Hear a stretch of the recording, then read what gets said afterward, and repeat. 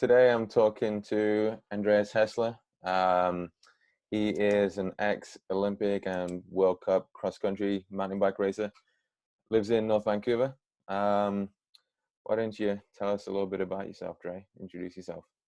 I started riding my bike in I got my first mountain bike in 1986, and it was a Norco Rampage Red, and that kind of got me hooked.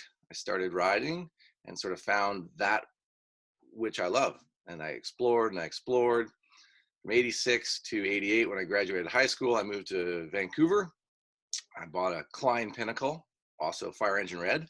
Nice. And did a little bit of couriering downtown Vancouver through the winter, which was hellacious.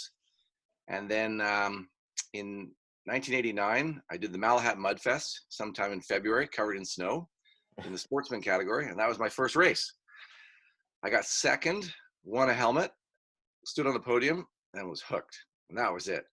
Nice. So I just kept riding, racing and riding and racing, and basically became a bum. So I worked in the restaurant industry. I did a bit of time in the ski industry and some retail work and mechanical work, but always with the goal of racing.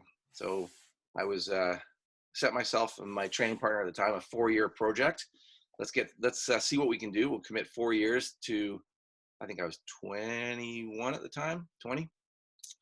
And by 1995, so I was 89, I did my first race.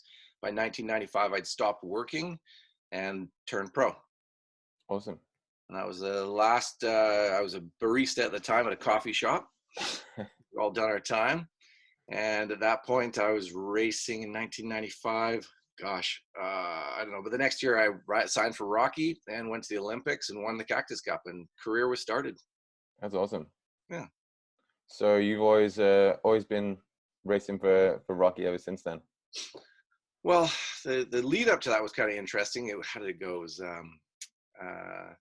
the bicyclitis team. No, I raced for Steed Cycles first when I was here in '89. I started racing and I went down to Steed Cycles, and I had met the guys there, and I walked in. I said, "Hey, do you have a team? I want to be part of it." And they said, "No, we don't have a team." I said, "Let's put one on." So we put a team on. I was 89. 90, it was bicyclitis, and 91, I signed up with Carl's Bikes, and he funded us to go to our first World Cups and Canada Cups. Mm-hmm. And then we moved to Rec Tech, and then after Rec Tech in about 91, 92, I think it was 93 was DeCurf. So I spent a year riding with DeCurf all across Canada and World Cups. 93, 93, that was a curve. 94, I was the Kona development team. Mm-hmm. And then 95 was OGC Canada. I was riding a Gary Fisher OCLV. Oh, yeah. And then, of course, the goal was always Rocky was the biggest Canadian team at the time with all the superstars. So by 96, I signed with Rocky. 96, 97 with Rocky. 98, I raced with Volvo Cannondale, Cadell Evans, Tinker Juarez, Missy Giovi, and the biggest team in the world. Of course, it was a little too corporate for me, so I got flushed out. They could see that I was a bit of a renegade. 99, I raced for Polo Ralph Lauren, which was interesting on light speed bikes. Yeah. And then 2000, I raced for Ford Da Vinci with Andrew Chandro, Amber Chorney, Chad Honest, Chuck, a few others, awesome people. And then 2001, I came back to Rocky. That's cool. I've been with Rocky ever since 2001. Man, that's a lot of like blast from the past right there. It's a little walk through history from a guy who started with rigid bikes and toe clips all the way through to the bikes we're riding now. I've pretty much seen it all. Yeah, you have, eh? Yeah. It's pretty interesting, like the way that you've kind of approached riding. I think from a different direction from people like Wade, you know. What were you doing like when, Wade and Co were doing big, stupid, drops and skinnies? Like, were you part of that, or were you doing other stuff? Well, let's roll it back a little bit. So Wade came through a BMX program, motorbikes, and in Kamloops. And I came through normal kids up, say not that his isn't normal, but playing soccer and swimming. And I got on a bike late. So I started just exploring and pedaling and exploring and pedaling. And you have to remember that I grew up in Victoria where there's no significant hills and it feels like everything's uphill. So as we explored janky hiking trails on shitty old bikes, we kind of developed a different skill set. So I turned pro in 95, as mentioned. And by the time I was racing with Volvo Cannondale in 98, I remember being at the Sea Otter Classic and Tippy coming out, and he was just starting the freeride movement. I'd already been pro for a few years. And so he introduced himself to me. We sat down and a quick chat at the hotel. But by 98, I mean, I always loved the technical riding. So I moved to North Van in 2000. By then, the freeride movement was well underway. And because we were on the same team with Wade and Richie and those guys, I started working with them in 2001. And it was natural for me to kind of, not so much, I mean, I came from a full XC road cross engine background, which is still my favorite, crit racing, 60K an hour. I love that. But we shared a passion for both riding, exploring, and I coined the phrase, or a bunch of us did, free ride light. So we'd like to get out there as well, but we just don't have the same skill set from the back in the day. So air is my nemesis, but I love gnarly, I love steep. And so, you all meet in the same place, trail riding. Yeah. That's cool. Yeah. Everyone seems to have kind of, I don't know, converged back on the same kind of riding after so long, it's interesting. Well, I would say actually Kim Steed and I have a more of a similar riding style and background, because I went through a trials period for a long time. So his style, which is epitomized in the North Shore Extreme when he's hippity hoppeting. And my other buddy called me the extra move, because I always had an extra move with a tail flick before dropping down a chute. I'd say Kimbo and I have more of a similar style of riding. We like the engine work, don't mind some road, still love good old mountain biking. But I wasn't a jumper, but I could hippity hop and hit all the skinnies and trials my way around. Yeah, you guys are pretty similar riders from riding with both of you. Yeah, I'm just a few pounds heavier than he is. I'm not gonna get into that. Do you think moving to the North Shore kind of helped you cross country riding then? Absolutely not. It was completely the opposite of helping. Victoria is the hotbed of engine building, and that's where you see Kabush there, Ryder Hesjedal, Allison went over there, even Leslie Tomlinson moved over there, Roland Green. That's where you build engine. And when you come to the North Shore, it's more difficult to sustain. You do one big climb up, and then do you really want to do another one because it's so big? Until they built all the climbing trails, you really were doing a one lap big, or two mountain ride. So I'd say it was a lot harder here. And then as the traffic increased, to try to get your bigger road miles on was very difficult, and you're always climbing. So moving to Vancouver fit the desire for new trails and more technical, but it did not fit a future career in racing. Yeah, okay, that's interesting. Yeah, I guess. remember, go ahead. I guess it took a little while for cross country racing to become what it has now, where it's kind of a lot more technical than it used to be. Well, it's kind of gone full circle. So we used to, back in the day, it was raw trails, shitty bikes, and you just sent people down. So you had to really, be a good rider. And with the suspension now, you don't have to be such a great rider, and they've manicured flow trails. But I mean, before the division of downhill and cross country, I was racing with Andrew Shandro, and we had uphill, downhills. I remember Wade doing the Cactus Cup in the expert category. So before it split, we were all riding one bike to do it all. Yeah. And now, everything's quite specific into gravel, cross country, trail, enduro, free ride, downhill. And a couple others in between. And a couple other, and don't forget 24 hours and yeah. Yeah, trail, agro trail, whatever you want to call it. No, I'd say for me, at the end of the day, I started off my career with a big win at Cactus Cup, which is a multi-day stage race. And I was always good in the spring. And so when I sort of slowed down on the World Cup scene, I started racing Trans Rockies, Trans Alps. The multi-day format really gelled with me. I mean, you got bucket loads of fitness. Who doesn't want to ride their bike day after day after day? And that was really kind of the evolution of, stage racing had arisen.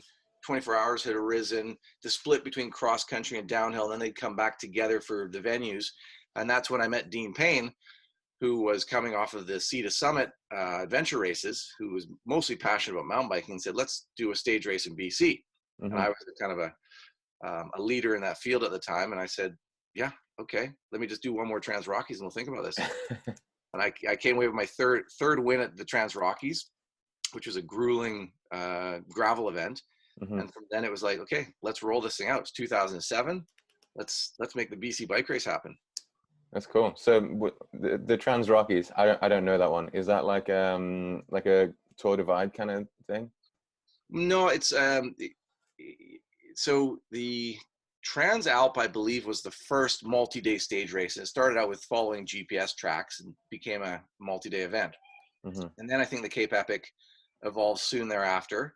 And then the organizing committee for the Trans Alp did a partnership over in Canada with a couple of fellas, and then they sort of expanded that same model.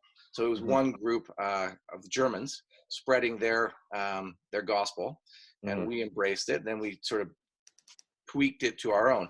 So after, Cape Epic, Trans Alp, and then you had Trans Rockies. Those were sort of the classics. And then when we started up BC Bike Race, we said, well, let's do this a little different. We started off similar, but we quickly started adding in what is, the West Coast flavor, way more single track. Yeah, I was gonna mention that, like, BCBR is kind of like one of those events that it's hard because it's a long day in the saddle, right? And then it's hard because you put some pretty technical riding in there. Yeah, no, I mean, I've done certain editions of the BC Bike Race. I remember riding through Whistler one year, and maybe that was the year I was racing a little harder instead of just riding. And I was mentally exhausted. Physically, the body it's amazing change what goes through stage racing. If you do good base and you're mentally ready and you don't blow up in the first 2 days, the human body comes around. There's still going to be some emotional turmoil up and down, but what's beautiful is seeing how the human body can adapt to the load you give it.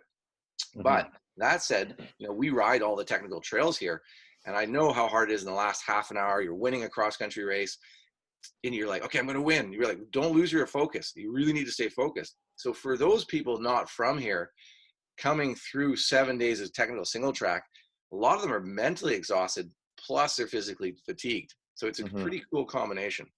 Do you get a lot of guys that come from abroad and kind of they think they know what they're expecting, but they're just totally not? Yes, it's been a really interesting learning curve on who the clients of BC Bike Race are. And, you've probably seen as well, the growth of mountain biking has started to include a lot of different people. Now, if you learn to ride in Kansas, and then you heard about this great event in BC, you're like, oh, I want to go do it. It'll be a piece of cake, right? Well, so some people come here and they say, after day one, there's lots of roots and rocks.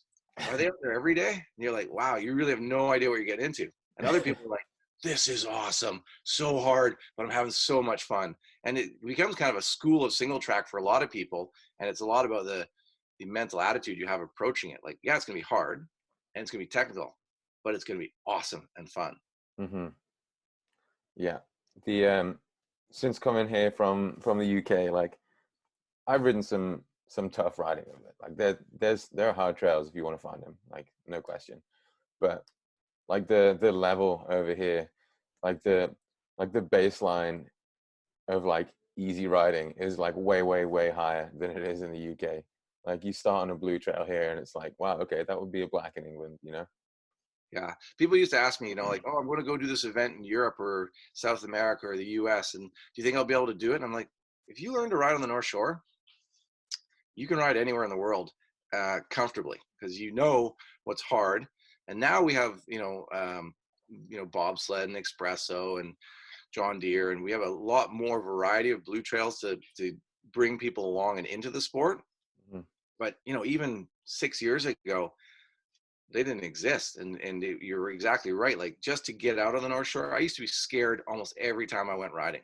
Like, Victoria, I'll go ride for 3 hours. It's challenging. It's physical. Here, you're like, one mistake and I could be, calling 911. Yeah. Sometimes I try to look at some of these trails through the eyes of a beginner, thinking about trying to get my girlfriend out on a bike or whatever. And even riding John Deere, it's like, this is not an easy trail, For me, it's easy, but for anyone who's not ridden a mountain bike before, that's not an easy trail. Oh, So it's pretty but cool. it is. And like you go to Squamish, you go to Whistler, and Whistler has the Lost Lake trails. And Hmm. I've known a few people that spent 5 years riding the Lost Lake trails before they could ride anywhere else in Whistler, and Yeah. that's a big jump for people. On the North Shore, we never had that sort of beginner riding area, and Squamish had like sort of Alice Lake and a few easier trails. But yeah, I mean that's where we said let's backfill in with flow trails, blue squares, and a lot of green circles, Hmm. and now you can tell that community has arrived when it has climbing trails. Yeah. Yeah. I like it. It's good. There's a lot to ride here. There is. I still get Um, bored at this time of the year though, and this is the time of year when you start bouncing out to other communities. For me, I circulate through the mountains, watching the snow, a lot of from, then lower Seymour as the snow comes down, then the snow starts to go up, and you've exhausted every trail in your backyard, and mhm. suddenly you're like, I need something different. I got to go to Nanaimo. I got to go over to Squamish, and to be in lockdown now, when I know this is the time of year when I'm jonesing for new trails and new adventures, I think Mhm. this is a hard time for uh, local mountain bikers to not travel. Yeah, I really want to go ride Squamish right now, but I have to remind myself that I'm living in probably one of the best places in the world for mountain biking right now, and the fact that I can go out and ride from my front door is like pretty incredible, really. Yeah. So, It's hard to complain when, and especially over the last 2 weeks of beautiful sunny weather. As mhm. I was saying earlier, I've ridden 5 different bikes in the last month, from a gravel bike to a cross country bike to a trail bike to an enduro bike, and then yesterday I rode my e-bike, and it was awesome. Sweet. E-bikes are fun. They are. Yeah. Um, so what do you do at BCBR now? Are you still like one of the lead guys there, or are you taking like a bit of a back seat, or No, what's the no, deal? no. So it's Dean Payne and I are the co-owners and Mhm. the visionaries for the direction we go. And well, I mean, this is year 14, and we've had Mhm. huge evolution over the last 10 years, for certain, and feel really happy with where we've gotten to in the global mountain bike psyche. People know about us, they've heard about us, they want to come. And in the same time, like working with the communities we've worked with, it's just been a wonderful journey of sharing and exposing, and a real privilege on our part to be able to showcase towns like Cowichan or Duncan, Cowichan Valley, Powell River, Cumberland, and Sea Shelton, really share, like, those are the off the beaten tracks, but they've all got amazing single track. Mhm. And now in year 14, we've come up against this COVID thing. So we're having to postpone and change a little bit of the structure of the event, Mhm. because we're going to go into school year, where usually we're in the summer, so we have to kind of be a little creative. But we're excited about the forced change, where we can sort of, we have to question why we did everything, and now we have a why. So let's redo. I mean, you can go anywhere in BC, in the Pacific Northwest, and find amazing trails. Mhm. So we're having to do a little rejiggy jig, and I'm pretty excited about getting out for 7 days of biking in September. Yeah. So have you changed some of the locations? Are you allowed to tell me what you've Yeah, changed? we have, and we're just not quite ready to announce the dates. Have moved to September 27th to October 3rd, Mhm. and we'll do registration in North Vancouver, and then beyond that, we're just kind of waiting for permits and arrangements to figure out our final announcement. Okay. Yeah. And has COVID-19 changed how you're kind of doing business? Has it changed, a lot for BCBR as a company? Well, I don't know that we'll ever know, or we won't know at this point, exactly how much, but for sure, um, you know, it's interesting because we're a smallish event, really. Like we put out 600 racers Hmm. from a lot of international countries, and but versus Sea Otter, which is 60,000, or Crankworks is 60,000 people, like we're a small event. So managing those numbers through physical distancing, hand washing is going to be a lot easier than a mass participation event. Mm-hmm. So we're having to make some adjustments and think about the new world order. But I think we're on the scale we are, it's quite manageable, right? Yeah. And, we'll see in September and how, we listen to the health authorities about what's going on, but we're actually quite excited about, what we're forced to do and rethink about things. And I think within our scope, it's quite possible. Mm-hmm. Okay, that's cool. Yeah. I think this whole thing is going to bring about a little bit of kind of conscious shift for people in general, just being a little bit more conscious of their own health, of, hygiene and, things like that. And working from home, I think, is never a bad thing, less Yeah. traffic, less pollution, all that kind of stuff. I 100% agree. I mean, I've been working at home, working for myself since 1995. Mm-hmm. And I only started leaving the house because the kids were getting old and rambunctious and it was hard to work. So I found refuge at both the Rocky Mountain office and the BC Bike Race office. And there's, that socialization is a core value to who we are as human beings. Mm-hmm. So while I worked at home forever, which was good, now I enjoy going down to the offices, not every day, but, a few days during the week. But the possibility for most people to do some of their work at home, Mm-hmm. yeah, that's cool to see. Yeah. So for anyone listening that doesn't know, I work a day a week at Rocky Mountain, as is Dre. You work in the marketing department there, and I really like going to Rocky Mountain, just because the characters there, a lot of really interesting people to talk to. You, Ken Paris, Stephen Matthews, all those guys. Yeah, it's a super cool place to work, and it is nice to be in there and be around those people.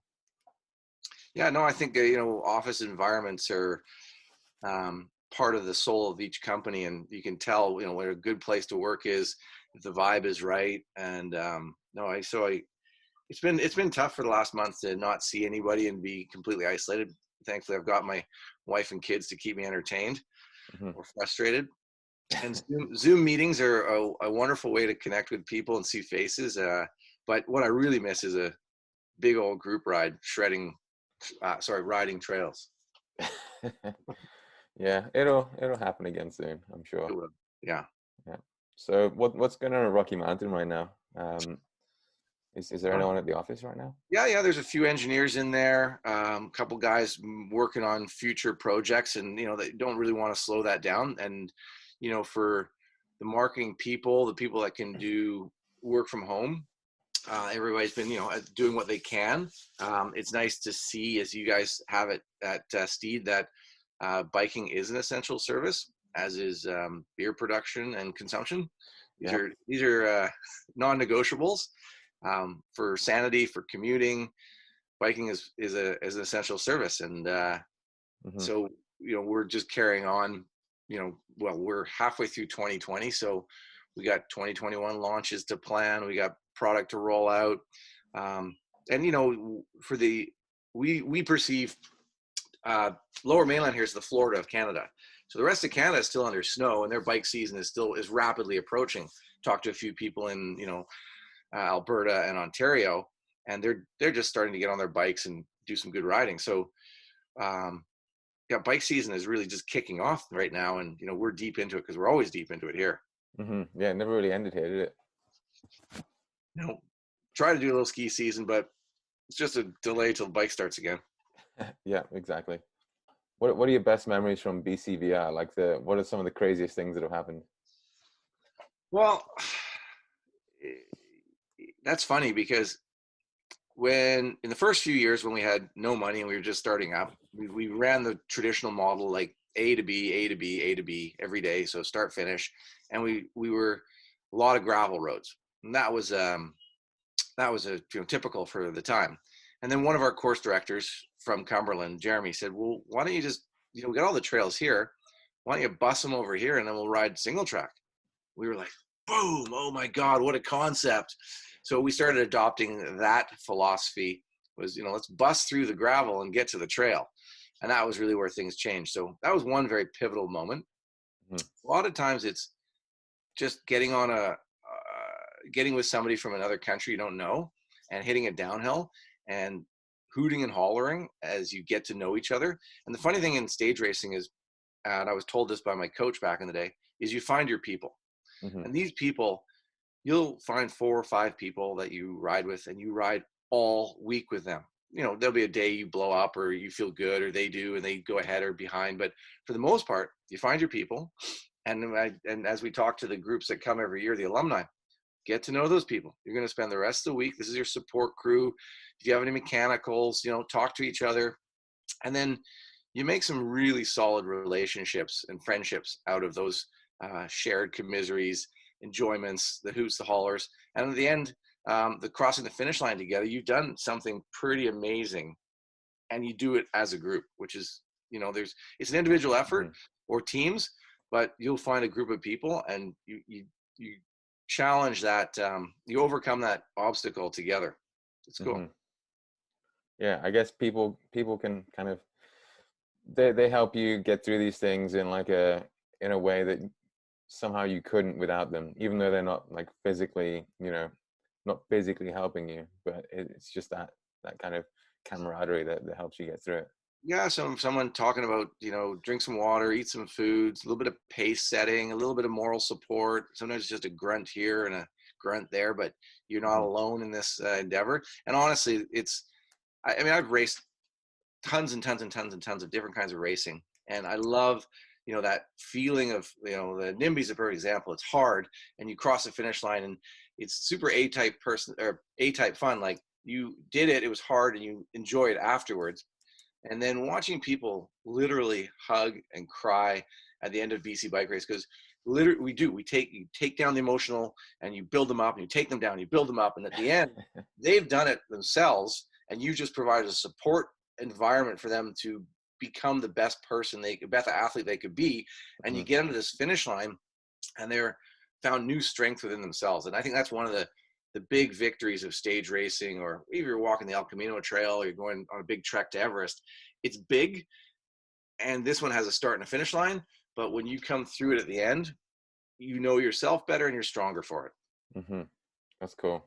Yeah. I've never done a stage race before. I definitely like to. Um, well, what's like is there much of a barrier to entry? Like, do you have to be super, super fit already, or is it something you can Well, kind of come in and cruise a little bit?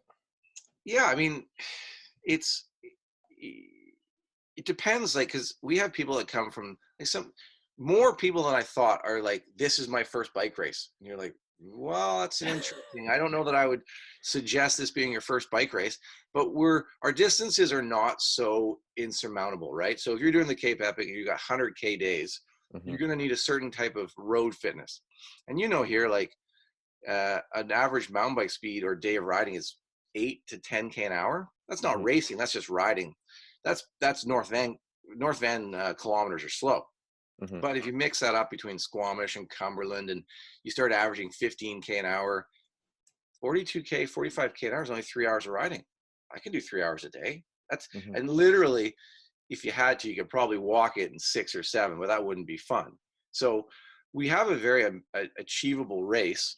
It's just, the more fitness you have, the more you can enjoy looking around at the arbutuses in Cowichan, or the views from Cumberland, or the thin brown ribbon that winds between electric green moss and Powell River, and you're not just tongue on the ground, head down. So we sort of suggest you'll be fit so you can enjoy it, Hmm. and then just meet the people, go through the challenge. But I don't think you have to be uber fit Yeah, there unless seems to be like unless you want to win. that's it. It seems like there's kind of two different kinds of people that do it. There's like those that just want to go for the single track experience, and that's awesome.